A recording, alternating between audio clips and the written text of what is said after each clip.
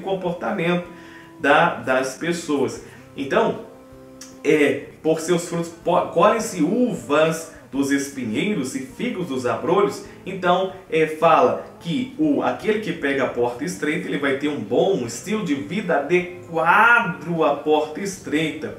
O que prega a porta larga vai ter um estilo adequado à porta larga. Lembrando que porta estreita, porta larga, fala-se de um determinado corpo de doutrina de ensinamentos. A porta estreita são os ensinamentos de Jesus. A porta larga são os ensinamentos dos falsos profetas, que o comentarista vai desenvolver logo mais aí. Então, por seus frutos o conhecereis. Assim toda árvore... Então vem mais uma analogia: toda árvore boa produz bons frutos, e a árvore má, e a árvore boa produz frutos maus. Frutos bons, frutos maus. Frutos bons e frutos maus.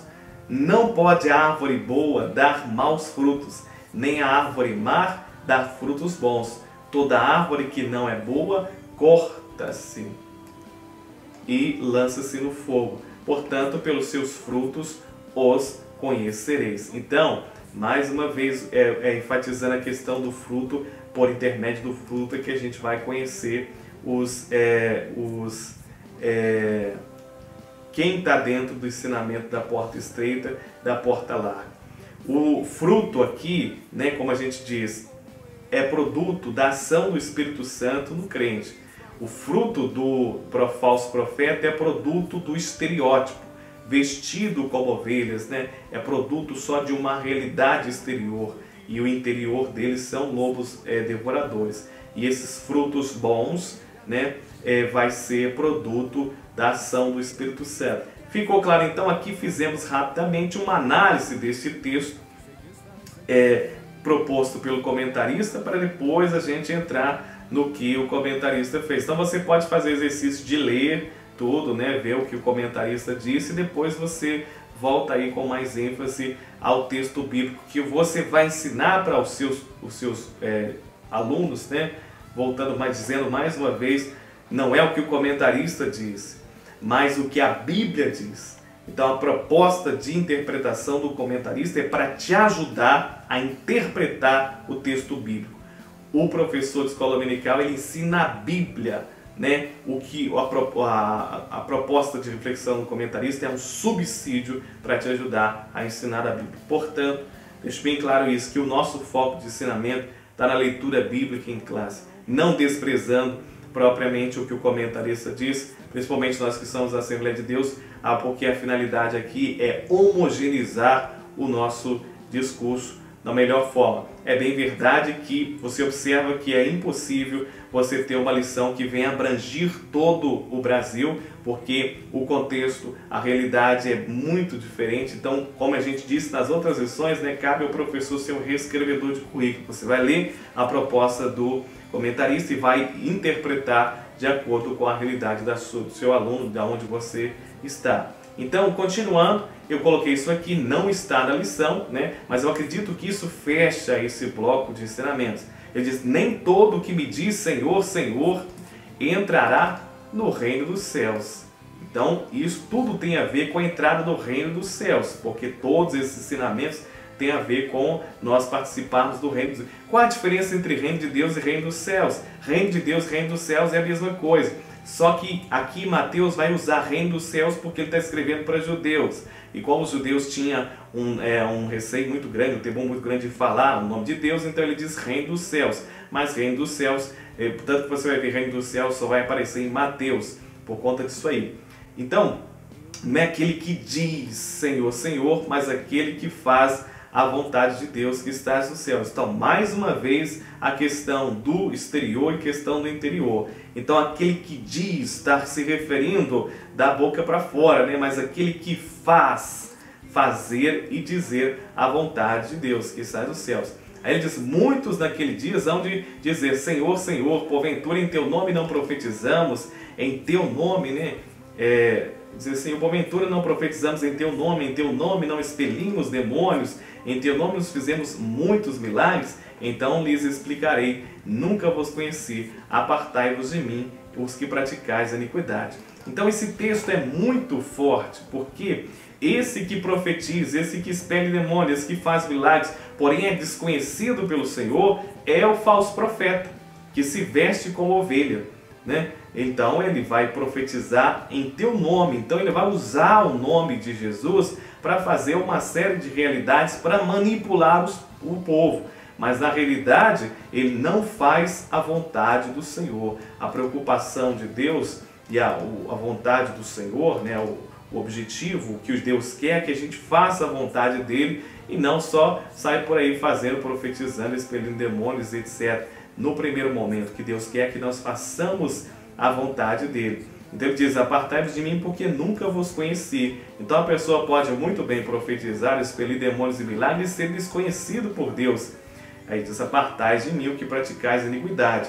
Até coloquei aqui o que vem a ser iniquidade, anomia no original grego, que quer dizer condição daquele que não cumpre a lei, né? Desprezo. Então você vê, condição daquele que não cumpre a lei. Esse que profetiza, expele demônios, ele faz milagres, ele é um iníquo. Esse iníquo não é uma pessoa que desconhece a lei de Deus e não a cumpre, mas é alguém que conhece, mas que decide não fazer. Então ele não cumpre a lei de Deus, não cumpre a lei de Deus. Desprezo e violação da lei. Então não é só violação, mas é um desprezo da lei, um desdém da lei. Iniquidade, maldade, sinônimo de amartia, né? Amartia, o que erra o alvo, amartia seria o pecado, né? Quando aplicado a algo moral, usado como um termo geral para pecado. Então esse que profetiza, que é esse falso profeta aqui, esse que profetiza, esse que expele demônios, ele age muitas das vezes até no nome do Senhor, mas ele não é conhecido pelo Senhor. Esse conhecido aqui fala da comunhão com Deus, fala da intimidade com o Senhor. Ele não tem conhecimento do Senhor. Diria explicitamente, nunca vos conheci. Ou seja, vai dizer, eu nunca tive comunhão com vocês, eu nunca me relacionei com vocês, nem vocês comigo. Apartai-vos de mim os que praticais a iniquidade. Então acredito que esse texto aqui fecha esse ensinamento que Jesus está dando, aquele que anda pela porta estreita e a porta larga, lembrando disso aí, né? Então muitas vezes a pessoa pode fazer inúmeras coisas e profetizar e até agir no nome do Senhor, mas muitas das vezes não ser conhecido pelo Senhor, não ter comunhão com o Senhor. A lição vai dar ênfase nisso, que o foco é a gente dar ter comunhão com o Senhor para então frutificar. No primeiro momento a gente tem comunhão com o Senhor e a ação do Espírito Santo faz com que nós venhamos frutificar, ok? Então aqui voltando novamente isso, ainda nas considerações preliminares, né, acerca desse texto que a gente está analisando, a leitura bíblica em classe, conclusão do Sermão do Monte, é o que a gente tem aqui nessa perícope fechada pelo comentarista, 7, 13 ao 20, né, as 4 advertências, né, que a gente tem nesse texto. Jesus conclui o Sermão do Monte com 4 advertências, cada qual caracterizada por comparações. Então, lembrando, esse texto fecha um bloco de ensinamentos. Então você, professor, vai ter que ler o capítulo 5 e o capítulo 6 para entender o que ele está falando, e aí você entender esse texto que o comentarista está analisando e fazer uma síntese aí com as frutos do Espírito e a obra da carne. Então ele fala sobre as 2 estradas, eu falei, né, a estrada e as 2 portas, né, porta estreita, porta larga, caminho que conduz à perdição, né, e a porta estreita e caminho que leva à vida, caminho apertado, né, é o que a gente falou aqui. As 2 árvores, né, a árvore boa e a árvore má. Lembra que então Apóstolos 3, capítulo 13 ao versículo 13 e 14 do capítulo 7, as 2 árvores, capítulo 15, capítulo 7, verso 15 e verso 20, as 2 afirmativas, né? Senhor, Senhor, não é aquele que me diz Senhor, Senhor que entrará no reino dos céus, a primeira afirmativa, mas aquele que faz a vontade do Senhor, verso 1 ao verso 23, e termina lá depois, verso 24 e 27, a gente não leu, com os 2 construtores, aqueles que é até interessante a gente ler, né? Os que edificou a sua casa sobre a areia e o que edificou a sua casa sobre a rocha. Então aqui, ó, o verso 24, capítulo 7, versículo 24. Todo aquele, pois, que ouve as minhas palavras e as praticas, será comparado ao homem prudente que edificou a sua casa sobre a rocha. Então, o que é essa rocha? Essa rocha são os ensinamentos de Jesus. Essa rocha é a doutrina de Jesus. E aquele que edificou a sua casa sobre areia, aquele que ouve a palavra de Deus e não pratica, ou seja, aquele que ouve a palavra de Deus, mas desdenha da palavra de Deus. Ele ouve a palavra de Deus, mas edifica sobre a areia. A areia é os ensinamentos dos falsos profetas, é a sua própria vontade. Então ele edifica a sua vida, constrói a sua realidade sobre os seus... os ensinamentos dos falsos profetas e a sua própria vontade. Então, veja que esse capítulo que ora nós estamos refletindo é mesmo um resumo de tudo isso e tem muito a ver com o que está escrito em Gálatas, né? Porque essa realidade, esse fruto do Espírito Santo são a ação do Espírito Santo praticada em nós e não propriamente aquilo que a gente faz. O que a gente faz é buscar comunhão com Deus para que então ele pratique tudo isso. Então esse texto está concluindo aí, então o Sermão do Monte, ou então a carta magna aí do reino de Deus, do reino dos céus. Ok? Preliminares ainda, a palavra-chave, propósito, né? Frutos porque está falando do propósito do fruto do Espírito, fruto e a árvore, a comunhão, né? Que a gente já falou logo em cima. Santidade, nós falamos na lição anterior, explicamos o que é santidade, convém que você leia. Falsos profetas também, aí como palavra-chave da nossa lição. Então, lembrando, palavra-chave é a palavra que aparece corriqueira nas escrituras, na lição, e é marcante nas lições. Você dominando então as palavras-chave da lição, você vai dominar com mais facilidade o conteúdo. É só observar as palavras mais marcantes e as palavras que mais se repetem no texto. Objetivo geral, então, vamos correr porque o nosso tempo já está terminando. Objetivo geral, né, da lição. O que você vai para a lição com um objetivo? Você vai para a sua classe com um objetivo.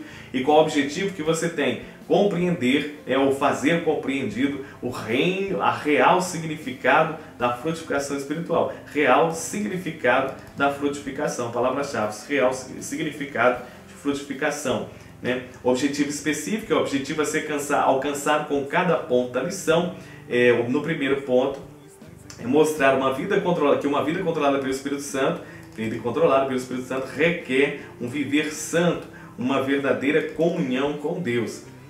Então é isso que você vai enfatizar no primeiro ponto. No segundo ponto, saber que o Espírito Santo molda o nosso caráter para sermos como Cristo, né? E terceiro ponto, apresentar o propósito do fruto e a necessidade de termos uma vida frutífera. Necessidade de vida frutífera. Ok? Então, a nossa lição vai estar dividida em 3 pontos. O primeiro ponto, a vida controlada, né, pelo Espírito Santo. O segundo ponto, o fruto do Espírito, evidencia o caráter de Cristo em nós.